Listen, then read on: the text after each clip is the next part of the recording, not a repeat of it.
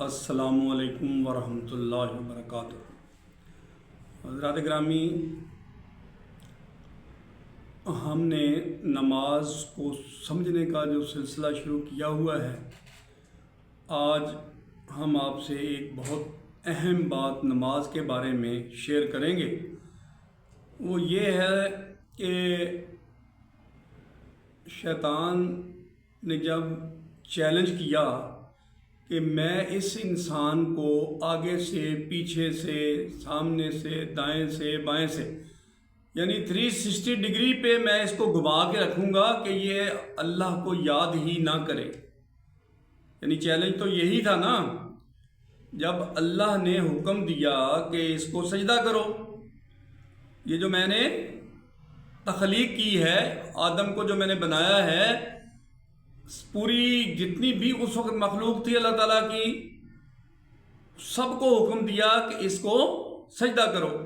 तो अब बाकी सब ने सजदा किया, लेकिन शैतान जो था उसने इनकार कर दिया। उसने कहा कि या अल्लाह, मैं इससे अफजल हूँ, ये मिट्टी का बना हुआ है, मैं आग का बना हुआ हूँ। तो मैंने सारी ज़िंदगी तेरी इबादत में गुजारी है, तो इसका तो जन्म ही अभी हुआ है, तो मैं इससे अफजल हूँ, इसलिए मैं इसको सजदा नहीं करता। यानी सजदा करने से इनकार कर दिया। तब अल्लाह ताला ने उसको रजीम बोला, उसको वहाँ से निकलने का हुक्म दिया, और साथ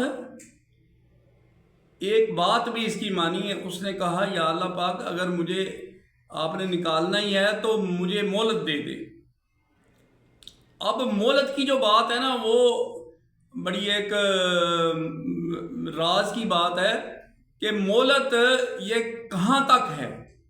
ये आज हमने नमाज के तवस्सुत से बात करनी है आपसे कि अगर उसने मोहलत मांगी तो ये क़यामत तक के लिए मोहलत नहीं है। ये बड़ा फिलॉसफी है कि मोहलत उस वक़्त तक है जब तक नमाज कायम कोई बंदा ना कर ले। उसने कहा, मैं इसको आगे से, पीछे से, दाएं से, बाएं से वर्गलाऊंगा, इसको मैं रास्ते से हटाऊंगा। तो अब वो मोहलत कब तक है? जब तक कोई बंदा नमाज का पाबंद नहीं हो जाता। इसलिए ये कहना कि ये क़यामत तक हमें वर्गला के रखेगा, ये गलत सोच है। ये उस वक़्त तक हमारे ऊपर जादू टूणे करता रहेगा, उस वक़्त तक हमें वर्गलाता रहेगा, जब तक हम पक्के नमाजी ना हो जाएं। जब हम 5 वक़्त की नमाज पढ़ना शुरू हो जाएंगे तो इसका कोई हरबा भी हमारे ऊपर नहीं चल सकेगा। हम फजर में गए मस्जिद में, बाकी ख़वातीन के लिए कि वो घर में नमाज पढ़ें। उसके बाद ज़ोहर का टाइम हुआ, हम चले गए, असर का टाइम हुआ, हम चले गए, मगरिब का टाइम हुआ, हम चले गए। इसी तरह इशा पे भी हम जाके हमने 5 वक़्त जो है वो अल्लाह ताला के आगे दुआएं मांगी। दुआ या नमाज है क्या चीज़? अल्लाह की हम्दो सना है, अल्लाह से दुआ है।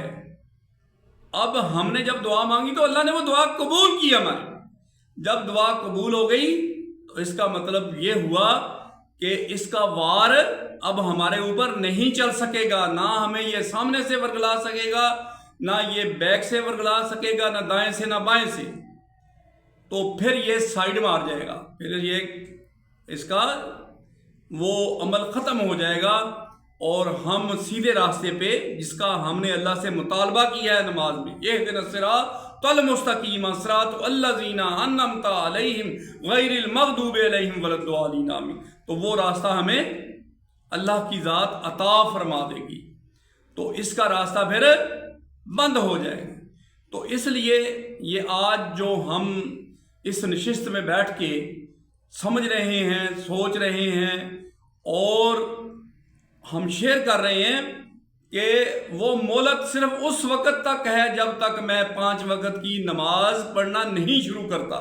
जब मैंने 5 वक़्त का हसार अपने इर्द गिर्द डाल लिया, गोल दायरा बना लिया 5 वक्ती नमाज का, तो इसका जादू टूना, इसकी जितनी भी चालें हैं वो नाकाम हो जाएंगी, और हम वो कामयाब इंसान बन जाएंगे جس سے اللہ بھی راضی ہو جائے گا اور ہم اللہ سے راضی ہو جائیں گے۔